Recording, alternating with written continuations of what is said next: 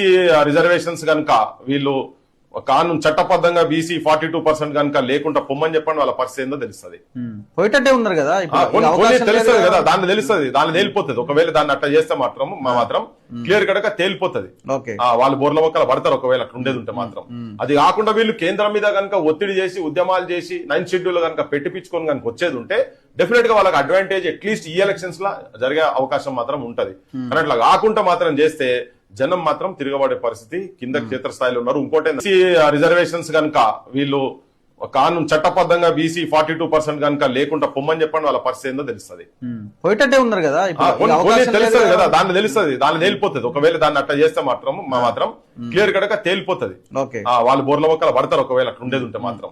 అది కాకుండా వీళ్ళు కేంద్రం మీద కనుక ఒత్తిడి చేసి ఉద్యమాలు చేసి 9th షెడ్యూల్ కనుక పెట్టిపించుకొని కనుక వచ్చేది ఉంటే డెఫినెట్ గా వాళ్ళకి అడ్వాంటేజ్ అట్లీస్ట్ ఈ ఎలక్షన్స్ లా జరిగే అవకాశం మాత్రం ఉంటది.